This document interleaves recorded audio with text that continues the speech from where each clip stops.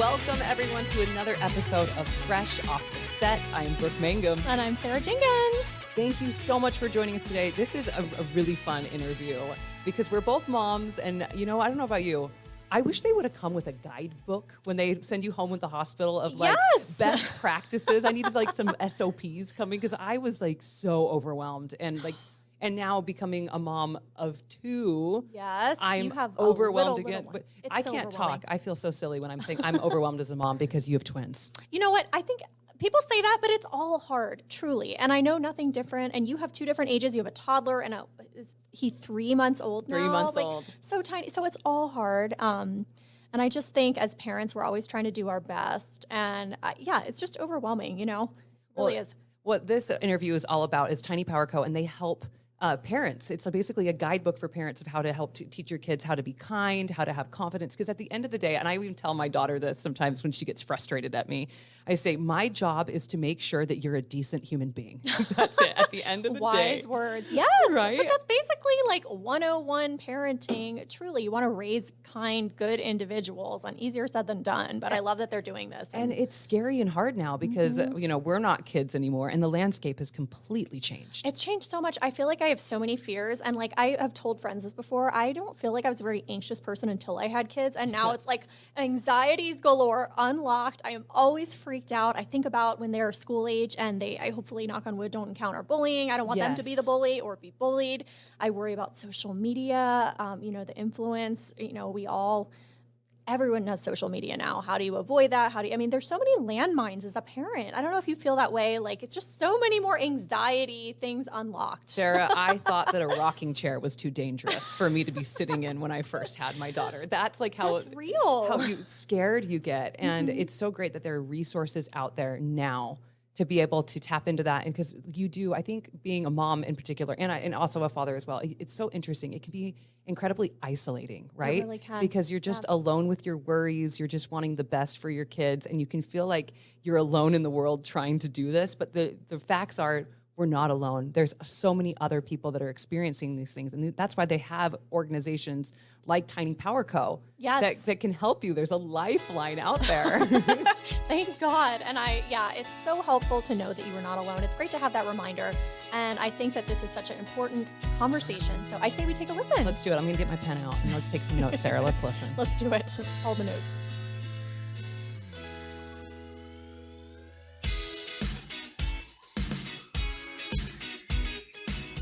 I am sitting down with Viviane and Taylor, who are the women behind Tiny Power Co. Both of you, thank you so much for coming in.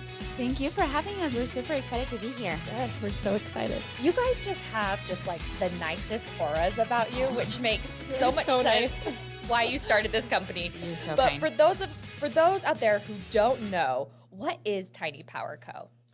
Well, Tiny Power Co. is pretty much a community for parent and child empowerment. We just want our children to know their self-worth and their value and where it comes from. So it has a lot of different aspects of it, but that's in a nutshell what it is.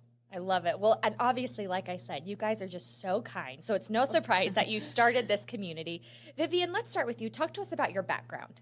Yes, so I am originally from Mexico City. I moved to the States when I was 15, and then I went to BYU for broadcast journalism.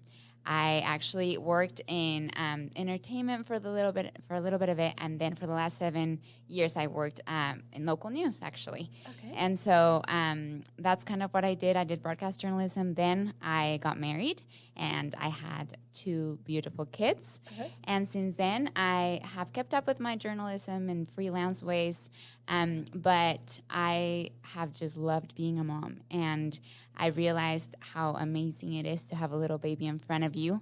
And that's actually what got me thinking about their self-worth and what it's going to be like when my little girl is 15 years old and she has social media. Where is she going to get her self-worth from? And that's kind of where it all, this idea kind of started for me. And yeah, that's a little bit of me. I'm like, well, we'll have to talk later off the podcast because both of you and I went to BYU in broadcast journalism. Exactly. So I bet we know some of the same people. All right, Taylor, talk to us about your background. Yeah, so I'm married to my best friend. We've been married for about 7.5 years now. Congratulations. Oh, thank you. Yeah, and I studied accounting, worked in accounting for most of my career. It's a little bit different than what I'm doing now. But then I had my 2 kids. After I had my second baby, I decided I wanted to be a full stay-at-home mom, which wasn't totally part of the plan. I actually was planning on doing my CPA, and I was very career-driven. And so then Tiny Power kind of helped me with that, you know, because I still can do this career and it gives meaning behind it, you know, that's career and live this career, but also stay at home with my kids. And so, yeah, just as far as we like to be outdoors with our kids, we like to be active and just spend time with family and friends. So I love it. Well, those are amazing things. Family, friends, and the outdoors. Who doesn't love all 3? Yeah. All right, talk to me about how you two met. Because, I mean, you're over here with your degree in accounting. You've got broadcast journalism. How did you two meet? And how did, Tiny Co., how did this become a thing? Yeah, so actually our husbands, we met through our husbands. They went to high school together, and they were college roommates. They've known each other for a long time. And so I think I was actually there on your guys' first date. We went boating. Isn't that precious? So yeah, we've just gone on double dates, and then we both had kids, and now we do play dates together. So yeah, we've just built a good friendship from our husbands. So Yes, and so one time we were talking about, our careers, what we were planning on doing. Right. And Taylor really wanted to start a business and do something together because we got along really well and all of that. And so we were actually at my in-laws' cabin. We had just gotten done, boating and all that stuff. And I kind of told her, well, this is kind of like a good idea that I had with the self-worth and empowering children and all that. And then Taylor was like, oh my goodness, I have some notes that are just like that. So we both pulled our notes on our cell phones, and we wanted to create this community, and we'll talk about it a little bit more, but our clothing line was part of that first conversation because we both wanted to have shirts that had empowering messages for children. And that's how it all got started, and we just decided to go for it. I love it. Yes. Okay, and you talked about this a little bit at the beginning. In a couple of words, what is the mission of Tiny Power Co? Because it is a big mission. You guys, it's something I say on the show quite often, ripples make waves. So the smallest things can make the biggest difference. And that's really what you guys are doing. So talk to us about the mission a little bit more. Yeah. So the mission is to empower children to know their self-worth and value, to know that it is within them, that they have inherent qualities that makes them amazing, and that there's nothing outside that defines that self-worth, and nobody can change that self-worth. And so we want to empower children, but to do that, we need to empower the parent. And so we do give tools to parents to be able to raise kind and confident children. That's our mission. I love that. All right. Love it, love it. I mean, honestly, when you were talking, I'm an emotional person anyways, and I've accepted it as I've gotten older. When you were talking, it brought tears to my eyes because there are sweet little kids out there who just struggle with confidence and don't see how wonderful they are. Why do you both, Taylor and Viviane, why do you think kids struggle with confidence? I think in a way, and that's kind of why we started this, we look through the teenage years, right? I think that's probably the hardest part of childhood and teenagers. I mean, for me it was. Yes. And so lots right of now, comparison in that. yes, right now with social media, there's so much happening that I feel like when you look at a little kid, actually, when you look at them, you see that they're confident in themselves. They're not thinking about what other people think, right? They're not thinking what their friends are thinking when they don't share a toy, or Well, if they want to dance, they dance. Yes. If they want to laugh, they laugh. If they want to so wear much to learn from pants them. on their heads and shirts on Yes. their legs, If they're gonna do it. Exactly. Yes, If they want to sing at the top of their lungs, they do it. And so, but we've seen that as teenagers, then this starts to lose. They start to lose this confidence, and I think it's because there's some taint in the world that happens, right? And social media can have a lot of that. And the comparison starts and all of this stuff. And so we thought maybe we can help with the confidence if we start this from an early age. If we know how to talk to them so that they have that confidence in them that maybe they can carry through the teenage years. I think that's beautiful.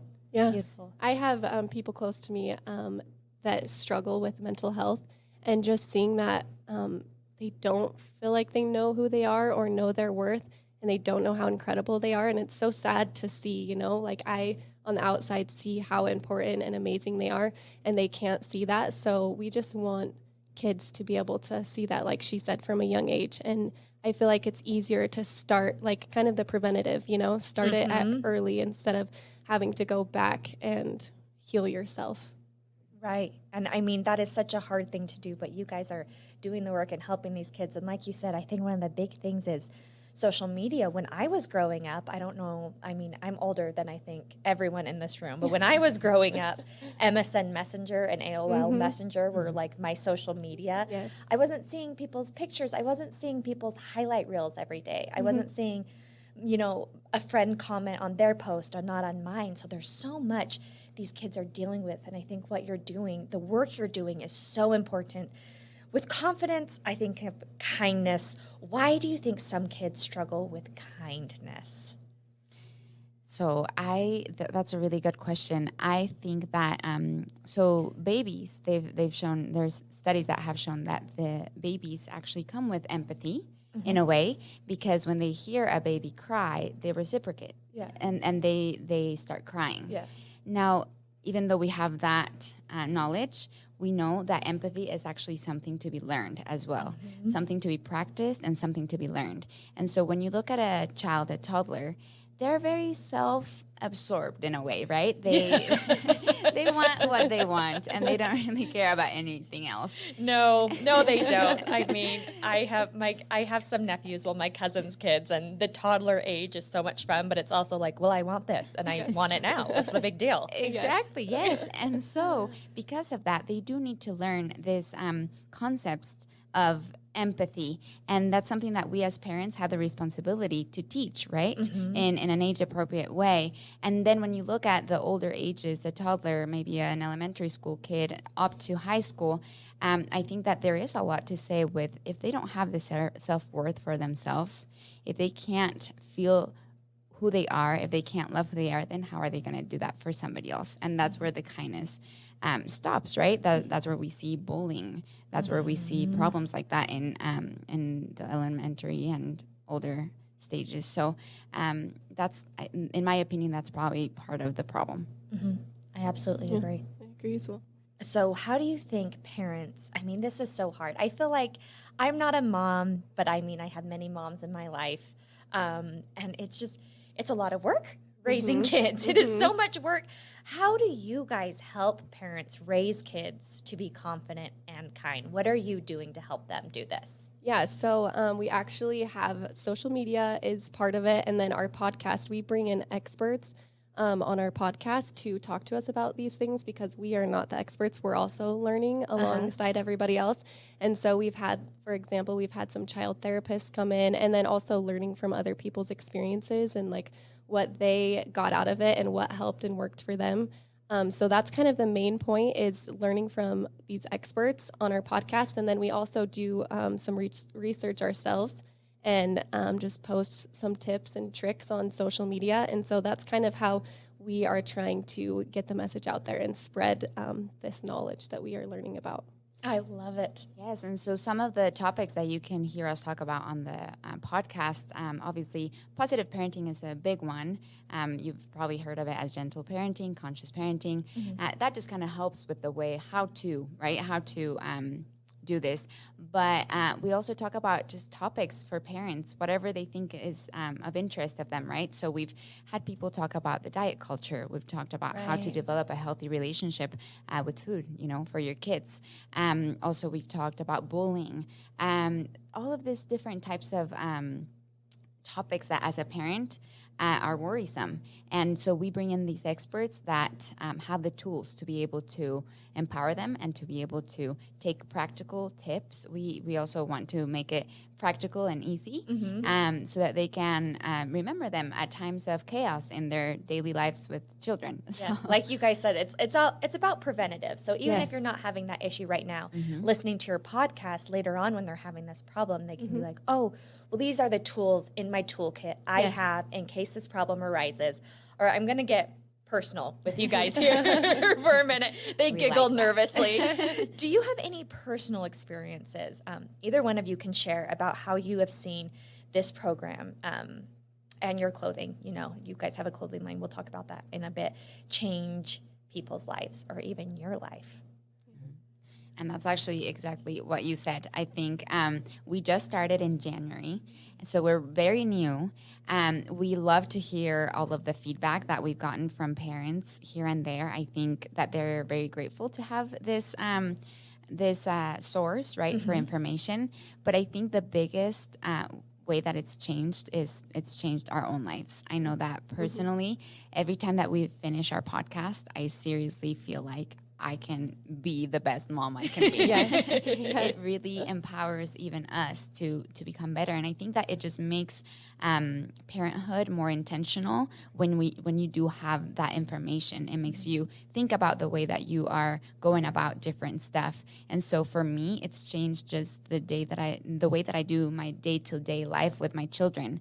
I think a little bit more about how to react to them. I think a little bit more about how present I am. And I think in that way, it's really changed my life ever since I've been able to learn more and have these experts really chime in with their knowledge. Yeah.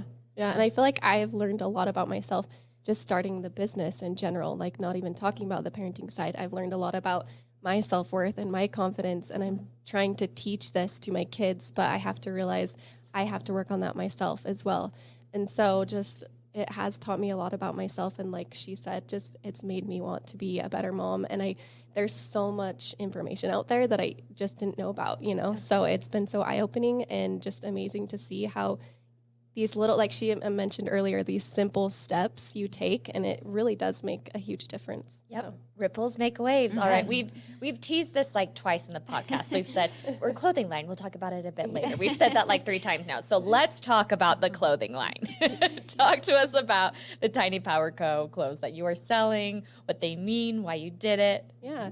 So our slogan is wear kindness. And so we really want to portray that. So we created a clothing line. It's all unisex. Right now we have toddler and baby sizing. And our clothes just say empowering positive messages on them. And it's not only meant for the person wearing it, but also for the person who sees it and reads it. And so that's just really important to us to just spread the message. And what better way than through clothes? We both love clothes.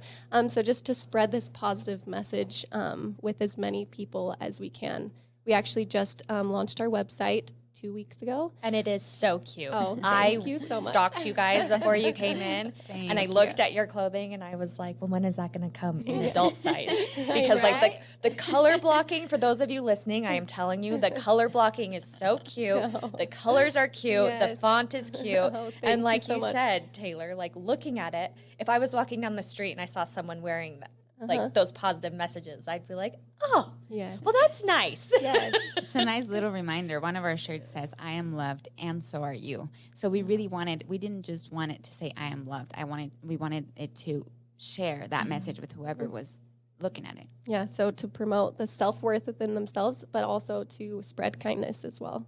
I love that. Well, and especially some kids, they get to that age where like reading is so much fun for them. They're trying to learn how to read, and to be able to read something so nice on someone's shirt, maybe at recess or in the halls at junior high, when they're past the reading stage, is still like, oh, that's really nice. So that's amazing that you guys are doing Thank you so it. much. Like we said, we teased it like 3 times. So it was about time we was talked about time. it. So how do you think having a sense of self-worth improves not only our lives, but our relationship with others? So if a child is really understanding their self-worth, how does that help in all aspects of their life? Yeah, so I really like this question. I think that if you don't know your self-worth and you don't love yourself, you have an empty cup, and how do you pour an empty cup into something else, you know? So it's hard to spread kindness and love others if you don't have that love for yourself. It just comes more natural. If you love yourself, then you are able to better spread kindness and, spread that love with others. Spread that love. Well, maybe that will be on your next T-shirt. I like that. We have a new figured it design. Yes. We figured it out. Okay, so my next question for you, I'm going to get personal again because, you know, you both are sitting here, putting you on the spot. Is there a moment in your life when you learned the importance of kindness and confidence, where in your life you're like, oh my gosh, like a light bulb went on, all those things? Is there an experience that you have that you can share? So I really like this question, and as I was thinking about it, I actually thought of something that I hadn't thought about in a long time. So when I came to high school, I came from Mexico City. I didn't really speak English. I was still learning, and I went to a very small Christian high school. And what could have been a really hard transition, it was almost like heaven sent. Everybody was super inclusive. Everybody was so kind. And we, the school had a Fruits of the Spirit Award. And every year they would choose one person to represent every fruit of the Spirit. So one person in the high school would get it. Okay. And the first year, I was given the Kindness Fruit of the Spirit Award. And to me, it meant the world. Now I look at it and it's just a little diploma, little paper that said. Well, there's no just. I always say omit the word just when you're talking about yourself or awards, anything like that. So it is so nice. a little, it is maybe in size it's little, but you have, Viviane, a diploma. And so it meant so much to me. And this is not to toot my own horn. It was actually, what I'm trying to say here is they were so kind to think that I could represent kindness. And in a way, it kind of made me live up to that. Since that moment, I've always seen myself like, I need to live up to this award that they gave me when I was 15. Like I need to be kind to others. And I need to find a way to share that with other people. And so that's one experience that I think really showed me what kindness was. And I thank all of my high school friends that gave me that opportunity. So I think that's beautiful. All right, Taylor, what about you? Oh, goodness. You were like, that was a good answer. Don't look at me. But I am looking at you. No, just kindness in general. It's so important. I just think back to how we were talking earlier, just high school years. It's so hard to get along in high school, to feel like you fit in. And I feel like there are things that I can really learn from my past, not saying, I don't know, just being kind to everyone, you know, not even if they're just your friend, like just including, and even just hearing Viviane's story, like she felt like she was included in every different clique or whatever in high school, you know? So I think it's just important to just be nice to everyone. And no matter, I don't know, I look at myself back in high school and it's hard. You want to be like, you want to fit in, you know, and you hear friends say this and that. And it's just, I don't know, it's just important to make sure that you try and be nice to everyone, not just your friends or people who you feel like are in your clique of friends, you know, just to try and be friendly to everyone. So maybe not a personal experience, but just looking back on my high school years, that's probably what I've learned about kindness. I read a quote the other day that said something along the lines of, people will forget what you said, but they will never forget how you made them feel.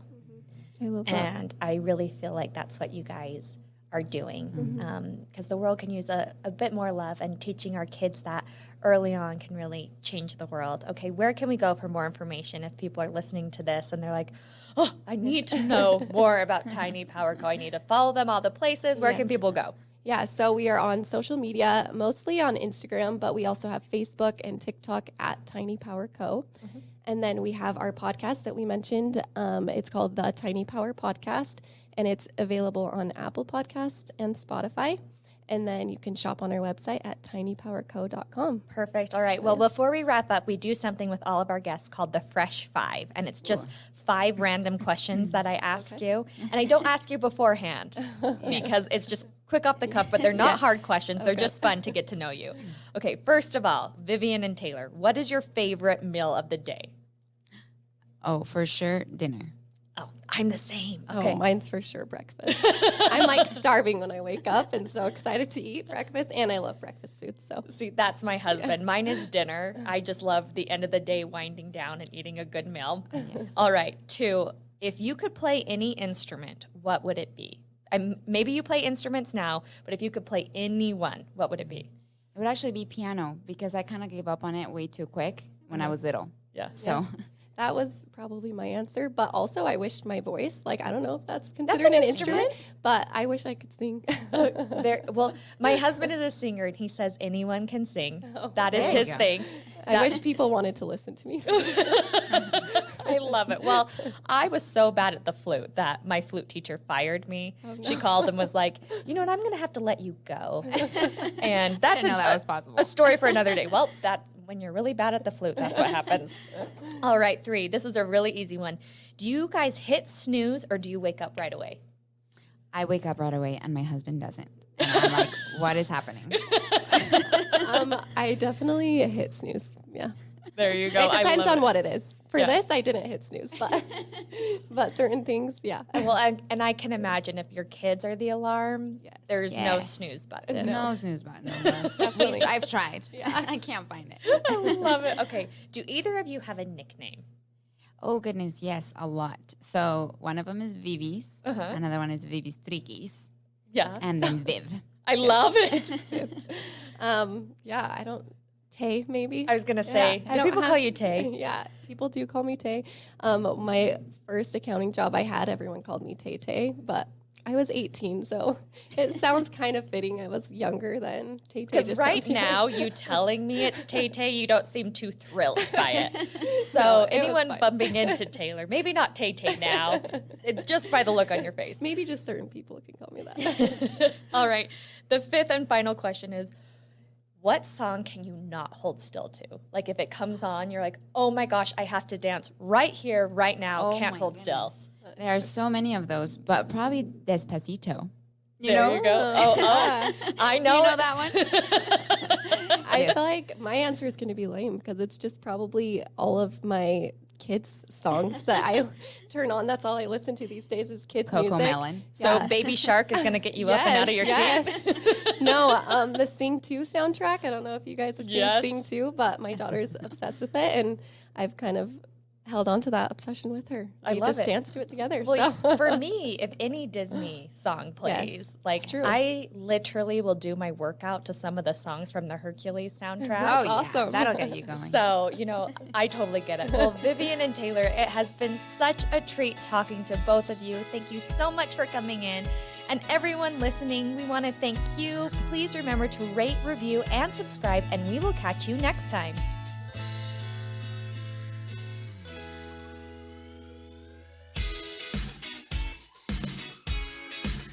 Congrats, you made it to the end. If you want to continue to freshen up your day, you can watch us on Fresh Living every weekday on CBS Channel 2 in Utah at 1 o'clock. You can also watch us on our YouTube channel, KUTV Fresh Living, and follow us on social media. We will see you next week.